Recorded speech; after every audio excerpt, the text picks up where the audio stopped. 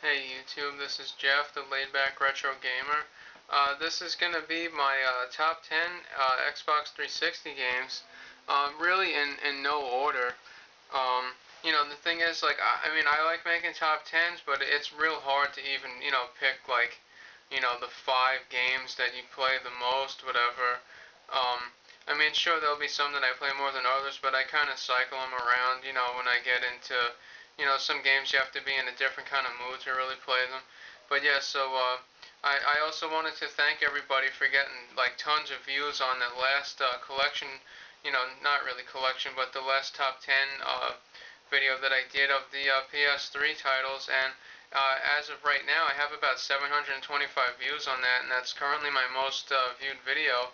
So yeah, I mean, thanks to everyone. I didn't think that video would really take off that well, but hey, I mean, that's really cool. Um, yeah, so the other thing I wanted to address was, I put a link to my friend GamerTitan187 in there, and like something was up with his profile, and it said the account was closed. And I mean, guys, like I really don't know the full details of the matter, so I mean, I'm gonna leave that up, because there's really no use editing it, whatever. But yeah, I hope he comes back eventually with a new channel, and I wish him well if he is out there seeing this. But okay, so this is the first game out of the 10. This is called Condemned: Criminal Origins. Really great title. It's sort of like a crime scene investigation type of game, mixed with somewhat of like a horror element to it. The whole like premise of it is like you're supposed to find different clues that lead to you solving cases. And there's some pretty scary stuff in there, especially if you're playing it real late at night. I have Condemned Criminal Origins Part 2, that's on the Sony PS3, and I showed you guys that in my collection. And that's also an honorable mention for my top 10 PS3. But anyways, here's Bioshock, which is a fantastic game. I've played through and beaten this now about 2 to 3 times. I think two, almost three. I'm probably like 3/4 of the way through the third time, and that's got the slipcover on there. I actually paid $30 for that. I didn't get it at launch when it first came out, but yeah, I mean street date. But I got it with a GameStop promotion that they were doing, and it had the slipcover, so I went ahead and grabbed it. Um, Here's another title. This is Dead or Alive 4. Excellent fighting game. To me, in a lot of ways, this equals the Virtua Fighter series. It's very similar, but I mean, Virtua Fighter 5 is probably one of my favorite fighting games of all time. But I just saw a video that Noel3200 put up, and he did like some gameplay and a review of Dead or Alive 3, which was on Xbox One, and that was back in 2001. So yeah, I mean that's a great title too. I mean the whole Dead or Alive series is really fantastic.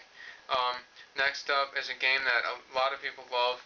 This is Mirror's Edge, and it's just fantastic. Like that whole like first-person view, and just the whole premise of the game. And even though you're playing the role as a female, actually when you're really immersed into the game, and you don't even really think twice about it. And of course, as far as myself with playing games, and I'm not biased at all, like about whatever character you play as, as female, whatever.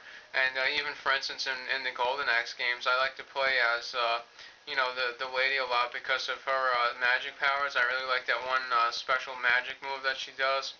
But yeah, that's sort of off topic. But anyway, another great game that I love. This is Guitar Hero Aerosmith, and this is my favorite Guitar Hero game actually in the whole series. A lot of people are probably not going to be too thrilled at me saying that. I mean, it's a budget title now. You can pick up the game alone for about $9 or $10, brand new. Um, if some of you guys go to Target stores, they had a whole bunch there. I mean, I live in the New York area, the metropolitan area, but I mean, you guys, like, if you have a Target, go check it out, 'cause I think it's maybe even less, about 7 or 8. But yeah, I love this game. I have the guitar for it, with the white faceplate. Yeah, I put so many hours into that. I got all the achievements on there. Here's another really, really kick-ass title, Left 4 Dead by Valve. I'm waiting waiting on the second one. It should be amazing. But yeah, I mean, this is cool. Like, I like the multiplayer a lot. You know, the story mode for the one-player campaign is good, but it gets boring after a while, like after you play it a bunch of times. But some of the downloadable content on there was really good, and that's a big reason why I picked up the game. I didn't get the one that already has all like the DLC stuff on it, but this is just a regular version. I went ahead and downloaded the rest of it. Here's a really good game. It's sort of underrated. This is Vin Diesel and Wheelman. I had paid, I think, $30 for this about 6 months ago, and it was well worth it. The price seemed to drop pretty quick on it. It went from like 60 to 40 to 30. I think now it's around 25. But this game is very cool because it actually has, not on the cover, but it actually has smart cars in there. And I have a 2008 Smart for 2, sorry, 2008 Smart for 2 Pure model. And it has like similar ones in there, but they show the European smart cars, but they're pretty close. Here's another great title that I still even play to this day, which is excellent. Star Wars: The Force Unleashed. This is by LucasArts. Great game. I love it because like the first part of the beginning of the game, you play as Darth Vader, and then after that, you become the apprentice. You know, throughout the story, and I had gotten this from Game Crazy. On a deal that they were doing. They had like a whole bunch of overstock on it. I think it was like $12.99, and probably, you know, better part of almost a year ago. Two more games to get to. This one is Dead Rising by Capcom. Um, you know, on there, like this game, of course, totally reminds me of George A. Romero's Dawn of the Dead.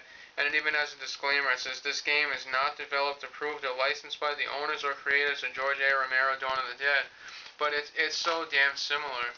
Like when you play it, you just be like, holy crap, you know, same thing, like it's in a mall, and, you know, there are survivors and zombies and, you know, a whole bunch of crazy stuff going on. And it's just fantastic. I really can't wait for the second one. And then lastly, but not least at all, is Street Fighter 4, also by Capcom. The multiplayer, I played a ton of like different, you know, multiplayer games on this, and I have about 3/4 of the achievements, and I love it. I mean, a lot of people sort of tend to badmouth it, but yeah, I mean, it's just a fantastic title all around. I mean, it's not my favorite Street Fighter title. My favorite Street Fighter title is Street Fighter 2 Turbo, but you know, that's, you know, classic retro type of 2D fighting. But yeah, this was cool. I mean, I got this on Street Date and it cost me $60, but you know, sometimes like when I look back on it, I figure, well, you know, maybe it wasn't all worth 60, but it's a really good game. Yeah, so that's my top 10. I'm thinking about maybe doing some more top 10s. If you guys want to give me some kind of, you know, ideas on maybe what I should do next. I was thinking about doing for my PlayStation 1, for the original Xbox, for Wii, and also, you know, the possibility of a Game Boy Advance. I mean, that one's kind of maybe on hold, but the three that I mentioned before that, I'm really looking forward to doing. And you know, if you guys want to give me some feedback on which one I should do next, I'll just tell you again: PS1, original Xbox, or Nintendo Wii. All right, thank you for watching this. Hope everyone's having a great week. Take care.